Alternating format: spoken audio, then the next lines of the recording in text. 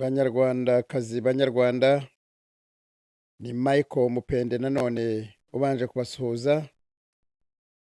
Turacyakomeza na cya kiganiro cyacu kigira kiti isomo rya Gen Z TZ. Abanyarwanda bakwigiraho ni irihe, cyangwa urubyiruko rw'u Rwanda narwo rwakwigira ku bibera mu baturanyi kugira ngo bikize ikibazo u Rwanda rufite ni iki? Reka rero dukomezanye mu gice cya kabiri twibaza impamvu urubyiruko rw'u Rwanda rutahaguruka ngo ruvugire hamwe mu ijwi rirangurura ko u Rwanda rubohoka. Ibintu byose mu Rwanda uko bimeze ni nk'iby'ingoma za cyami zahozeho twumva, ariko zivuguruye.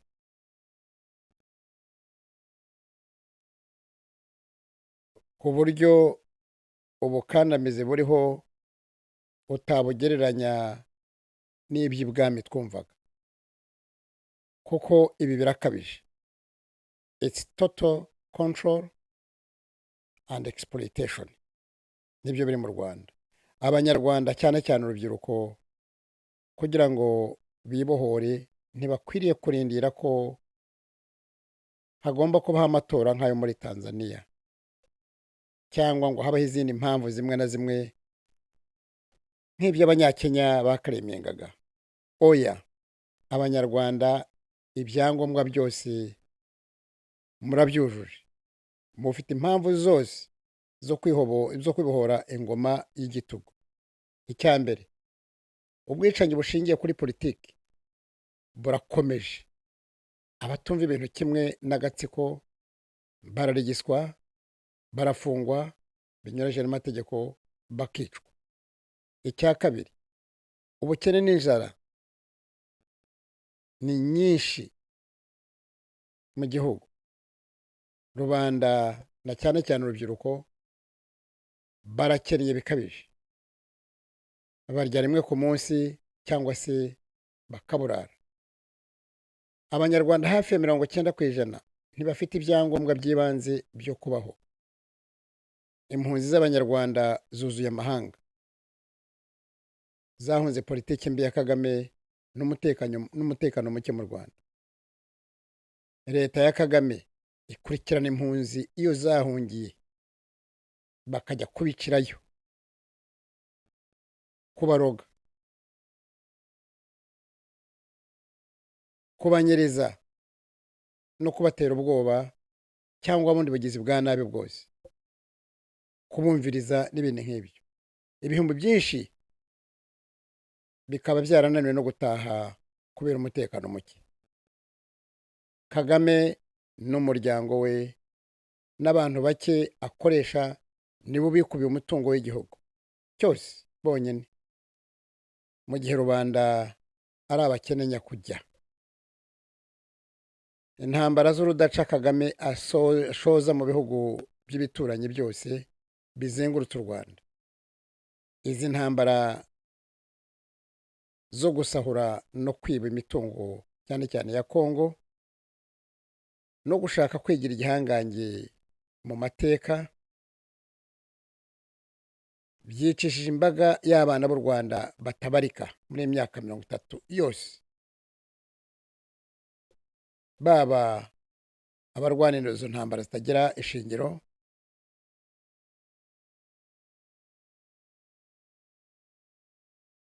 zamaze abakongomani b'abatutsi Kagame akomeje gushuka muri imyaka igera kuri 30 yose, ngo hato bazabona igihugu, ngo azomeka ku Rwanda cyangwa azageraho influence yari yose, ngo akomeze asahure Kongo.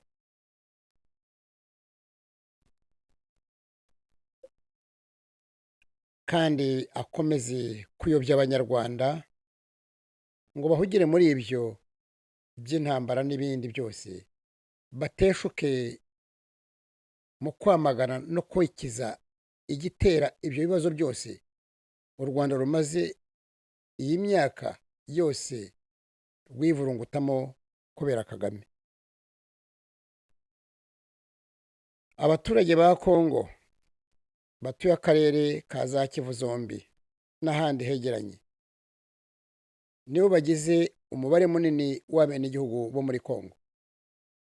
Ariko kubera izi ntambara ziterwa na Kagame muri iyi myaka yose, hamaze gupfa abaturage ba Kongo bagera kuri miliyoni 6 cyangwa no kurenga kubera izi ntambara za Kagame.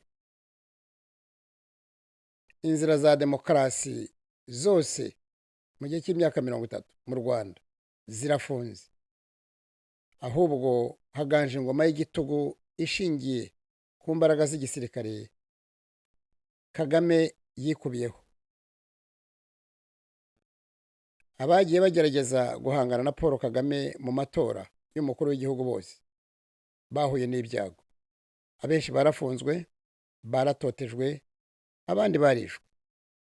Abafunzwe ni nka Diane Rwigara, Victoire Ingabire ufunzwe kabiri, Bernard Ntaganda, Christophe Kayumba na Deo Mushayidi. Kagame akoresha agatsiko ke n'imbaraga za gisirikare. Mu 2015 yahinduye itegeko nshinga rigena manda za perezida kugira ngo akomeze ategeke kugeza aho azaruhira.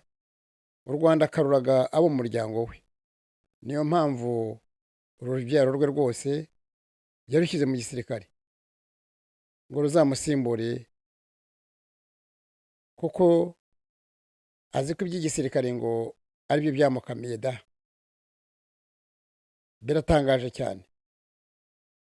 Nanone impamvu zose za Generation Z Rwanda, Gen Z Rwanda,